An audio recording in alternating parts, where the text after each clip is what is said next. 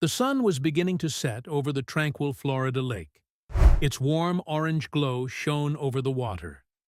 This offered a perfect day for someone to take a quick swim, especially if they had had a long day of work. Knowing the benefits of the lake, the locals used to enjoy it to the fullest. They spent most of their afternoons laughing, splashing, and cooling off in the water without having a clue of the danger lurking beneath the waters. Sarah Matthews, a 28-year-old visiting from New York, arrived at the famous lake with her friends. They had heard about the lake from a local who had praised it for being a peaceful place with warm water and beautiful surroundings. But that's not all. The locals had told them that the lake had the power to absorb negative energies and leave whoever dived in it refreshed and tranquil. It sounded like the perfect escape from the busy city. Sarah and her friends couldn't wait to swim, not knowing that something deadly was dwelling in the lake. Perhaps whoever told them about it in the first place had no idea either. As soon as they got to the lake, Sarah didn't waste any time. She dived into the water, feeling the coolness against her skin as she splashed and laughed with her friends. The lake was as good as they had been promised. The water was very refreshing, and Sarah wanted to have all the serene feeling from the water for herself. For this reason, she decided to swim farther out, away from the others. Just like they had been told, the lake was full of other swimmers. Everyone seemed to be having a good time, with some floating on their backs, and others diving in and out while others played volleyball. The air was filled with the sound of laughter and the splash of people enjoying themselves. As Sarah moved further from the shore, the noise around her faded. The laughter of her friends and other swimmers grew distant. The lake became quieter and quieter as she swam into deeper water. At this point, the bottom of the lake was no longer visible. It had turned into a dark, murky void below her. But Sarah wasn't worried since she was a good swimmer, so she was not afraid of drowning. She was enjoying the peacefulness of being alone in the middle of the lake, away from the noisy crowd. As serene as that sounds, whatever thoughts she was running from in her mind were really stressful. Hence the deep need for some cool, meditative alone time. As she floated on the surface of the water, out of nowhere, she felt something brush against her leg. It was faint, just a small touch, but enough to bring her attention back to the real world. Could it be a fish? She glanced down into the water with partially closed eyes due to the water, to see what it was, but there was nothing. Probably just a curious fish, she thought, trying to shake off the uneasy feeling. She continued to swim, but more slowly this time. As much as she tried ignoring the weird touch, her instincts could not ignore it, and a nagging worry started to creep in. A few seconds later, it happened again, but this time the touch was stronger, and it felt like something long was brushing against her intentionally, as if to check if she posed a threat. While it was surely something curious, it was definitely not a fish. Instead, it was something bigger. Fear gripped Sarah as she realized something wasn't right. Her body, now full of adrenaline and in an attempt to flee from the scene, kicked her legs harder, trying to swim back to shore. Despite being a good swimmer, the water seemed heavier now. She felt like it was pulling her down with every strike she made. As she swam away, she noticed that water was churning right behind her, and she was not the one causing it. Panic set in, and the reality of the situation suddenly hit her. Something was hunting her. Before she could call out for help, something terrifying happened. A huge alligator burst from the waters beneath her with its jaws open wide, biting deep into Sarah's leg. The pain was instant and sharp, shooting through her body like a bolt of lightning. She screamed, thrashing and kicking, but the alligator was too strong for her. It pulled her under the water with great force and terrifying speed. On the shore, her friends and a few other people heard the splash, and saw Sarah disappear. At first, they thought she was just playing around, diving into the water, and having her own type of fun, just like they were. But as the seconds ticked by and she didn't come back to the surface, they all began to panic. They tried calling out her name, looking for any sign of her, but she was nowhere to be seen. The lake, which had been calm just moments before, was now full of ripples and splashing. They knew that something was definitely off. The other people on the shores looked around, confused and scared. They thought she was simply drowning. Sarah's friends began shouting for help, their voices growing more fearful and anxious as they ran along the shoreline, searching the distant waters for her. Underneath the surface of the water, Sarah's fight with the alligator was not going too well. Sarah was in a disadvantaged position since the alligator was a true predator, and it was in its habitat. Sarah, on the other hand, was alone, scared, and in panic mode, not to mention the fact that she could not breathe underwater. The alligator dragged her deeper into the murky water, its jaws locked tightly around her leg, and its teeth deep in her flesh. The water had started turning red around her to the point Sarah could taste it in her mouth as she struggled to breathe. It twisted her body in what is known as a death roll, a vicious move that alligators use to tear apart their prey. Sarah struggled, kicking and clawing at the creature, but her strength was fading. The water filled her lungs as she tried to scream, and the pain was unbearable. When the people on the shore saw that Sarah was not coming out, they panicked and chaos broke out. People called 911 and began searching for Sarah, calling out her name loudly. Some of those who were good at swimming jumped in the water, desperate to find her and probably save her life. But she had already been pulled too far under, and for too long to a point they could not see the churning of the water in the area where she had disappeared any longer. The minutes passed and became hours, and fear spread through the crowd as everyone realized that there was no way she could have made it that long underwater. By the time the rescue team arrived, the once peaceful lake had become a scene of horror witnessed by everybody. Rescue boats crisscrossed the water, divers plunged into the lake, and helicopters hovered above, all trying to find any trace of Sarah. The sun was starting to set, casting long shadows over the lake, but there was still no sign of her. As darkness fell, the rescue team knew the truth. If Sarah was still in the lake, there was no way she was still alive.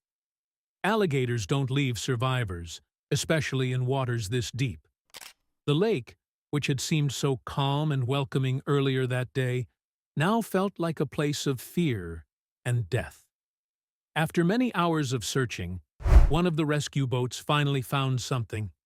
On the far edge of the lake, Sarah's body floated, or at least what was left of it.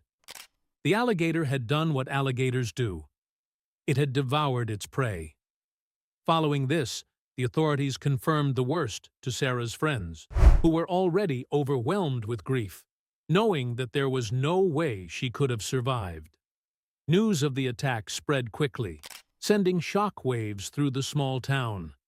Everyone knew the lake could be dangerous, but no one had ever expected something like this to happen that time of the year.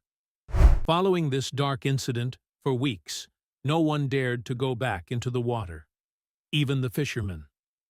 The lake, which had once been a favorite spot for swimming and relaxing, now felt like a place haunted by the memory of what had happened.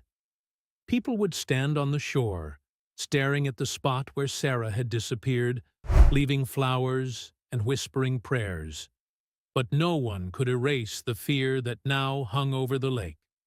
Sarah's death was a tragedy that would stay with the town for a few months, and the peaceful waters of the lake would be tainted by the shadow of the predator that lived beneath them.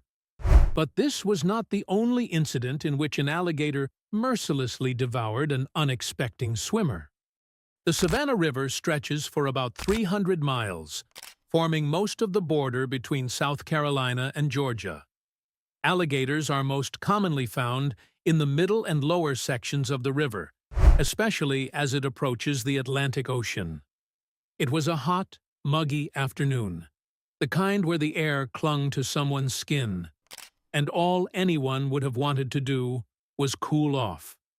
For Mark Lewis, a 34-year-old man who had grown up along the river, the water was his escape. He had spent his whole life swimming, fishing, and boating here. The river felt like home to him. It was a place of peace and quiet. But on this day, the river would show him that he had only scratched its surface. On one fateful day, Mark had planned to spend a relaxing afternoon by the river. This is something he usually does on weekends. Expecting to have a blast in the relaxing environment of the river as he hunted for a delicious dinner, he had brought along his small fishing boat, a cooler packed with energy drinks and a few beers, and his fishing equipment. If you have ever gone fishing, you would know that patience is key. For a few hours, he cast his line and caught nothing. Being experienced in fishing, he knew that he had no control over when the fish bit his bait. He decided to let time tell and went for a swim to cool himself from the heat of the sun. The river's waters were cool and inviting, and the heat was unbearable. Without thinking twice, he pulled off his shirt, set his fishing rod down, and jumped into the water. The river felt almost perfect as it wrapped around him. The water was so refreshing after hours in the hot sun. Mark swam out a little farther from his boat, letting the current gently carry him along. The water was calm, and the only sounds were the rustling of trees along the bank and the occasional splash of a fish breaking the surface. At this point, it felt like the kind of afternoon where nothing could go wrong. But he was so wrong, and he was about to find that out the hard way. Unbeknownst to Mark, an alligator had decided to explore the river in search of new hunting grounds. Being stealthy predators, they weren't always easy to spot, since they often lurked beneath the murky water, staying hidden until they decided to strike. And on this day, this newcomer predator was watching Mark, moving slowly toward him, hidden by the dark water. As Mark swam, he suddenly felt something brush against his belly, as if it had swum right below him. He stopped for a minute and looked around but saw nothing. Having known the area would not be infested by any dangerous creatures, he thought that it was a fish. He had felt little brushes like that before and didn't give it much thought. But this time, the feeling was different. It was heavier, almost deliberate. He shook off the unease and started swimming back toward his boat. But before he could reach his boat, it happened. Without warning, the water exploded around him.